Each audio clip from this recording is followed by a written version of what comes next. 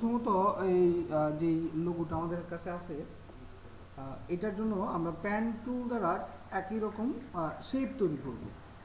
আমরা এটার উপরেই কাজ করতে পারি, তাই এটাকে লক করে নিই যেন আমার সিলেকশন এটা না আসে। অবজেক্ট লক সিলেকশন, হ্যাঁ দিলাম প্যান টুল। প্যান টুল নেওয়ার পর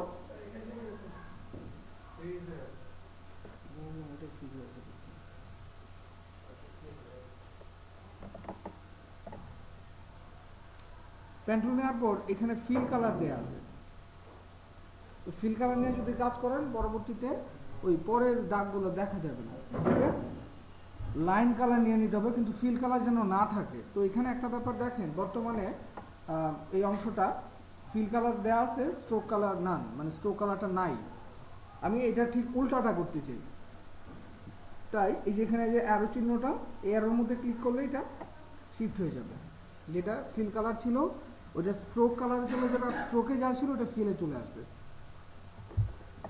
এবার আমরা একটা এই শেপটা তৈরি করব, তার জন্য জাস্ট ওয়ান ক্লিক এখান থেকে শুরু করলাম।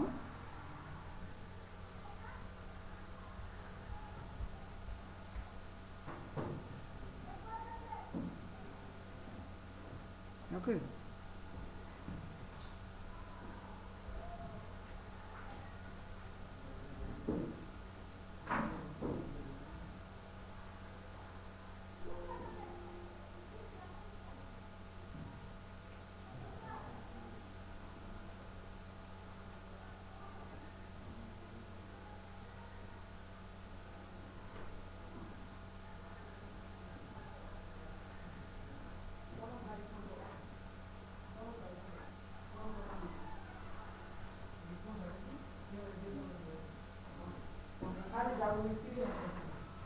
ঠিক আছে, এই শেপটা তৈরি করা শেষ। সিলেকশন টুল এবং আমরা সাথে সাথে কালারটা করে দিলাম ফিল কালার, স্ট্রোক কালারটা আবার ফিল কালারে নিয়ে আসলাম। একইভাবে আবার প্যান টুল কালারটা শিফট করব নিচের শেপটা করার জন্য।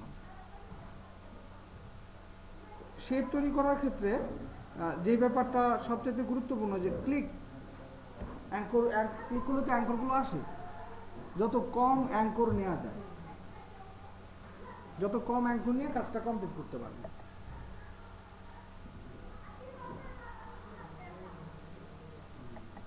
এখন লক্ষ্য করেন এখানে জায়গাটা কি ফাঁকা হয়ে গেছে।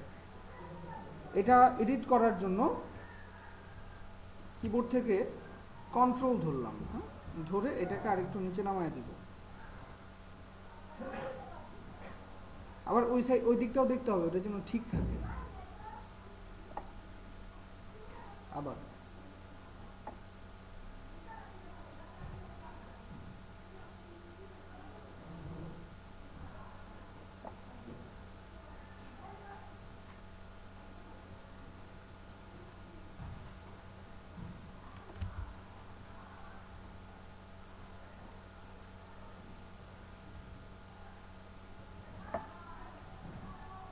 জাস্ট আমরা শেপটা তৈরি করলাম। তো আমরা এখানে ইলিপস টুল দিয়া যদি সবটা কাজ আমরা হুবহু করতে চাইতেছি, এখানে এই শেপটাও আমরা তৈরি করে আসি শিফট ধরে।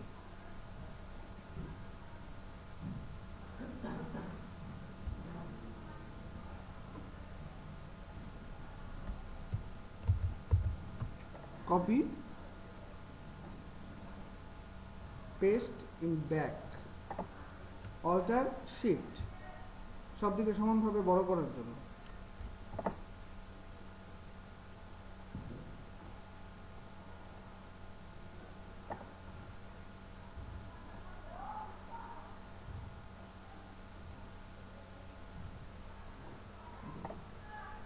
এটাকে আমরা গ্রুপ করে দিই, অবজেক্ট গ্রুপ, সেম আরো তিনটা আর দুইটাতে অল্টার ধরে প্রথমে টান দিবেন, মাউসের ক্লিক না ছেড়ে শিফট ধরবেন, হ্যাঁ, তাহলে সমান থাকবে।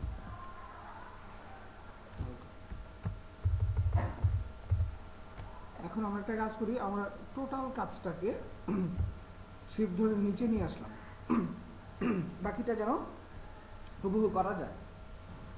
এখানে জাস্ট গ্রেডিয়েন্ট টুলের ব্যবহার করা হয়েছে এই পাতার শেপটা করার জন্য। শেপটাকে অ্যাক্টিভ করলাম, এখান থেকে গ্রেডিয়েন্ট,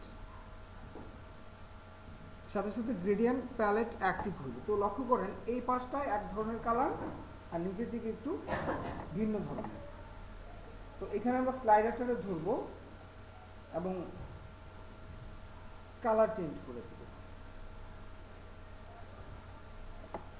সাথে একটু ব্ল্যাক থাকবে। আর অন্য স্লাইডারে ইয়েলো দেওয়া আছে,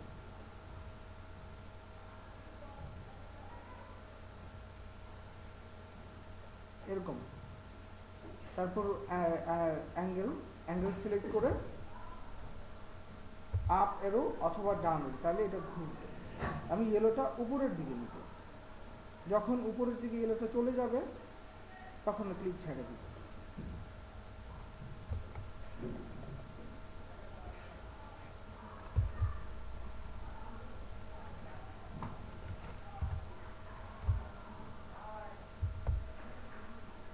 ইয়েলোটা এরকম উপরের দিকে থাকবে। আরেকটু মডিফাই করার জন্য গ্রেডিয়েন্ট টুল,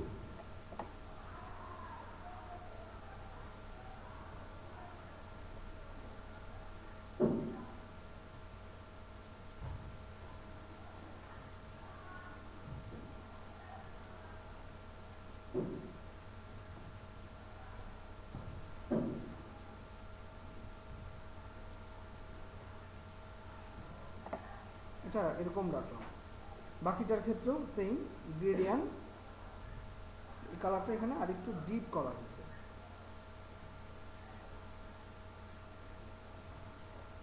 গ্রেডিয়েন্ট টুল,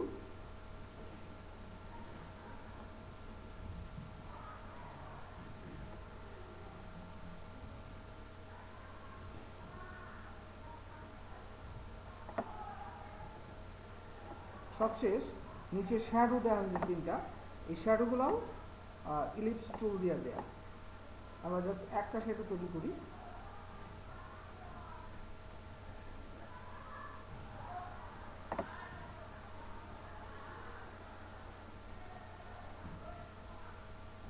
শ্যাডোর একটা কালার দেওয়া হয়েছে এবং ট্রান্সপারেন্সি কমায় দিব, অপাসিটিটা।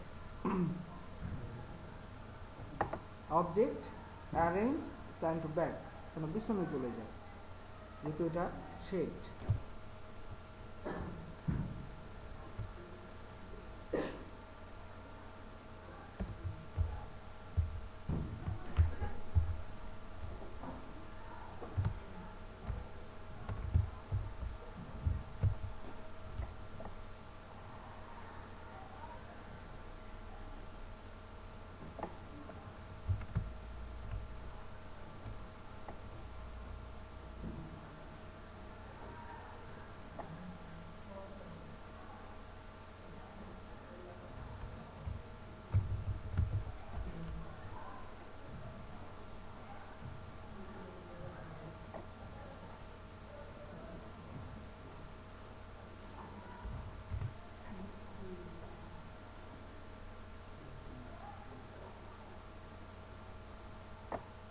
একইভাবে অল্টার শিফট, আগে অল্টার ধরে টান দিব, তারপর মাঝখানে শিফট।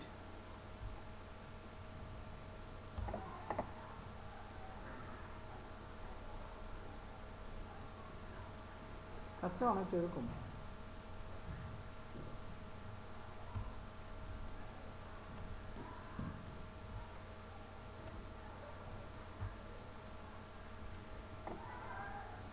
এইটার জন্য যে কালারটা দেওয়া হয়েছে এটা আরেকটু ডিপ করতে হবে।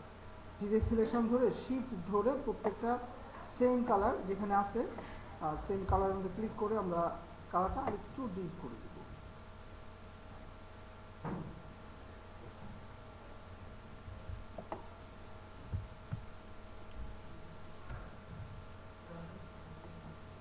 এখন আপনারা একটু চেষ্টা করে দেখেন, যদিও এটার মধ্যে বিশেষ কোনো কাজ নাই,